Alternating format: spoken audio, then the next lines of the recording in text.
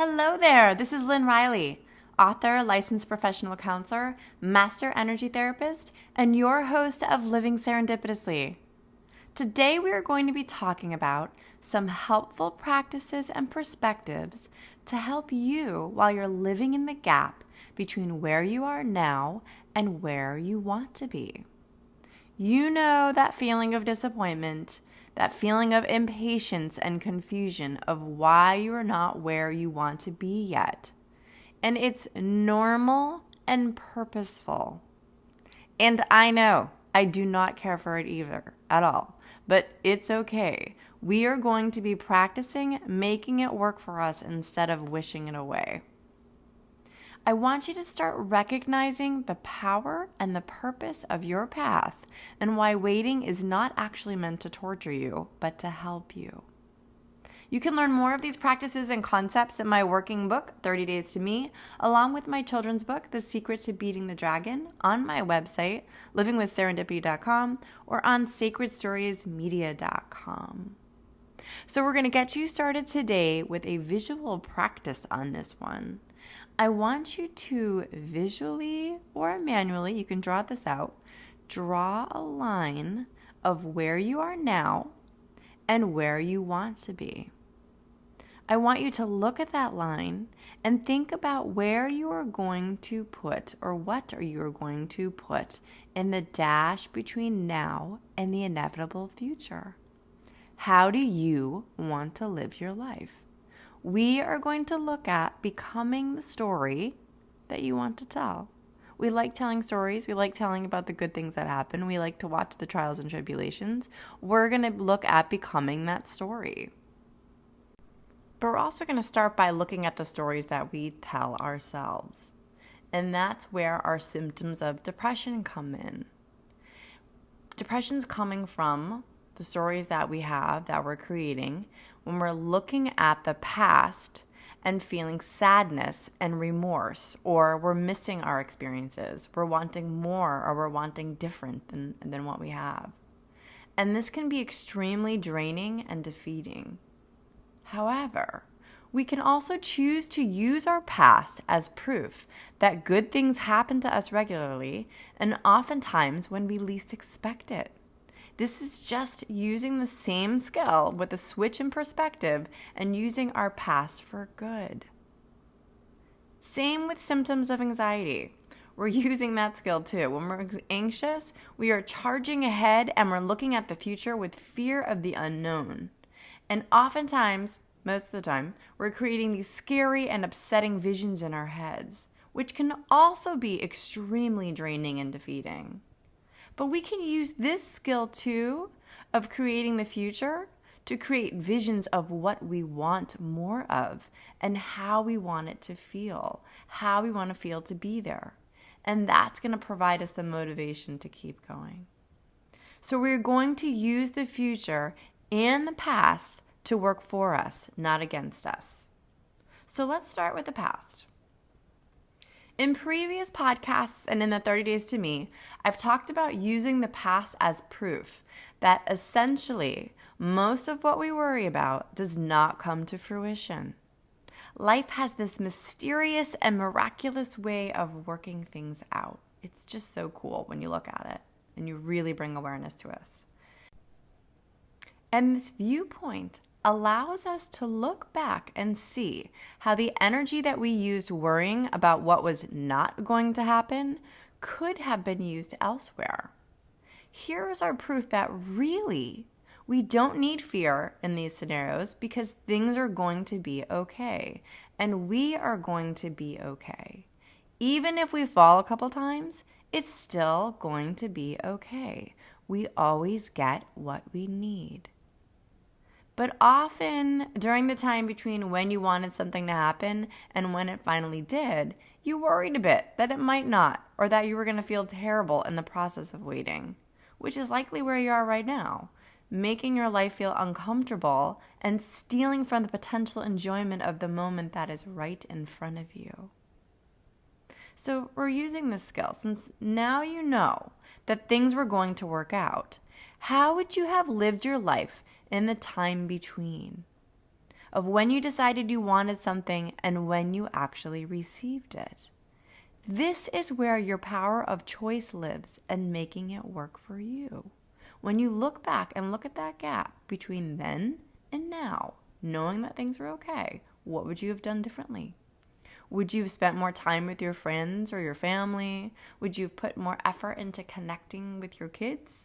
Would you have gone on that vacation maybe you were dreaming about? Or even just taken off more time from work to play? Would you have said yes more to the opportunities that presented themselves? If you had worried less about the outcome, what would you do? How would you have wanted to live in the space in between? So let's jump to the future now. You have a vision of what you want your life to look like, or at least feel like. I want you to sit there for a bit. Use that power of looking ahead. And you're probably pretty good at this if you're a worrier, because you're good at jumping in the future and playing out the worst case scenario. We're going to use that skill and we're going to look at what you want to feel. Let's see and feel what you want. Color it in your mind or feel it in your heart, or better yet, both. Imagine being at your destination you are longing for. You have arrived and it feels amazing. You're as happy as you'd hoped you'd be. So now you're sitting in that feeling, and I want you to turn around and look back to where you are now in present time, where you're currently standing or sitting. I want you to see yourself standing there. There you are. You're waving. Hello. You may feel really far away, or you may be right around the corner, but you have a little distance between then and your future now. Look at that gap between. You're at your destination feeling or goal right now. You're feeling fantastic. And you're turning around and you have a clean and open canvas of the past. How do you want to remember this time period? With worry and regret? Or living and creating opportunity? What do you want it to look like? This is your masterpiece to create. Do you want to let go and play more? What are the connections that you want to make? With whom and doing what? What do you want to learn more about? What do you want to explore? What is it that you think maybe you'd like to get more comfortable with? What fears would you like to face? How do you want to live? How do you want to feel? Because you're there. You're at your destination. You already know it's going to work out. So how do you want to craft and create that time period? I would suggest visualizing and feeling it, and then writing down what it is you want it to look like and how you want it to feel. Plan out your goals and your visions for that time period of how you want it to look and how you want it to taste. Let's make it taste really, really good. See the activities you want to do, the people that you want to meet, the experiences that you want to have, the opportunities you want to create, and how you want to feel. See and feel the life you are going to have in the gap, because it's happening right now. I really like this activity. I think it's fun, and I think it's nice to really sit and explore what it is that you want and how you want to live your life and making those decisions. And so now that we have this sense of what you want your life to look like, I want to look at a couple of other practices that are going to remind you of the purpose of your path and that you have whatever you need as you go along your way to boost up your trust in your path. And we're going to start with your accomplishments. I love accomplishments. I have a practice for this on day 18 and 30 Days to Me. We're looking at where have you been and how far have you come? Making lists of accomplishments is using, again, our past to help us. Making a list of accomplishments, you could do this in the past year or 6 months or even 6 weeks. We're using this as a reminder of how your visions become reality when you choose to make them so. What have you accomplished that you set out to do? What have you accomplished that you didn't set out to do? What are the gifts that have come from these accomplishments along the way?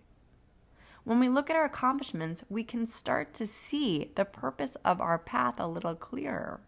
We can see why we had to wait for certain things, or that what we thought we wanted turned out to be even better than what we expected.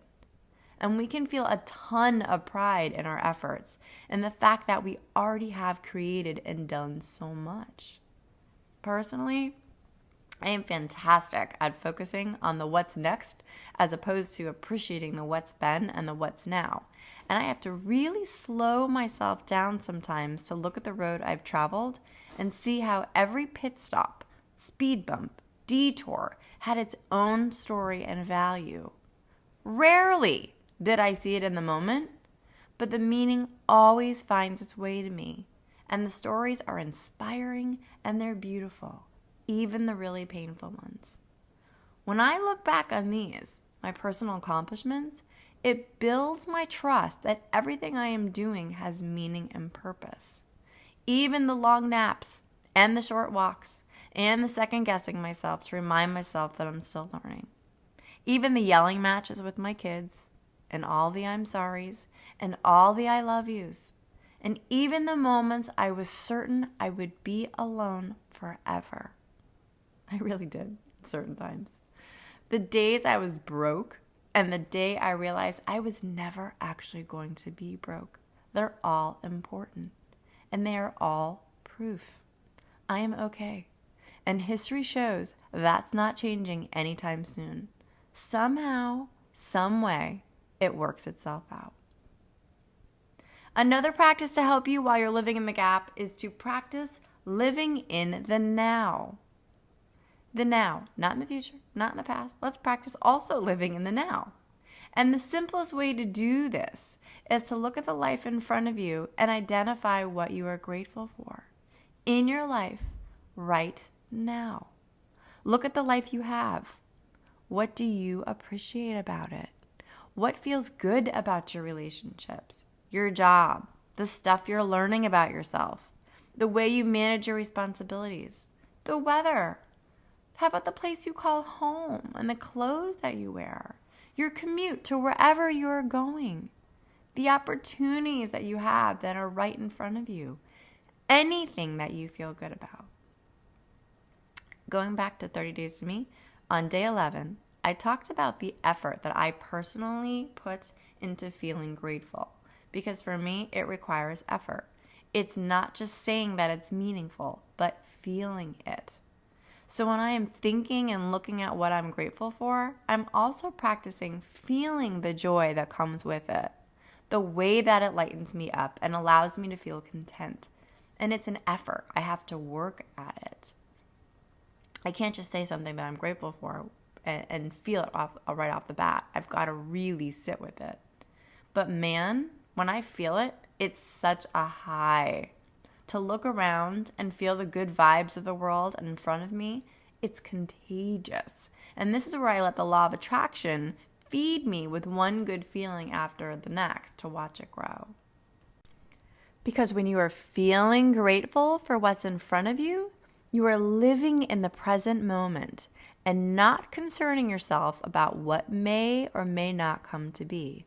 Because there, in that moment, all is well.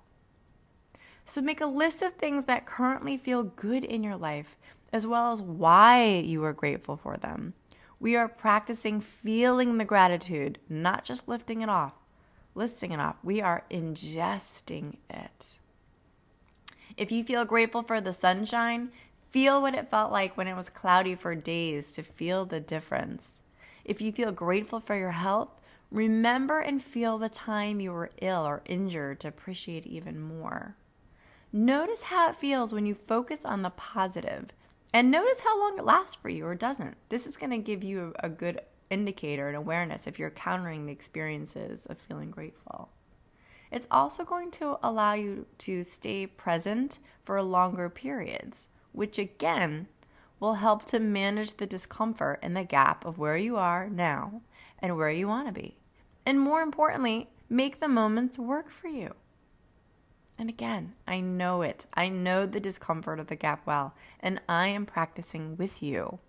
And in that practice, I am choosing to live in a life and live in a way that works for me, making choices every single day. I really hope you'll join me. You can learn more of these practices and concepts in the 30 Days to Me working book on my website, livingwithserendipity.com and sacredstoriesmedia.com. Let's get you enjoying today and the days ahead, starting with your power of choice. Let's make the future work for us as well as the past. And hey, while we're at it, let's make the current, the present, the now, the only moment there is. Let's make that work for us too. Thanks for choosing to listen today to support yourself and your purpose. And I will catch you next time on Living Serendipitously with Lynn Reilly.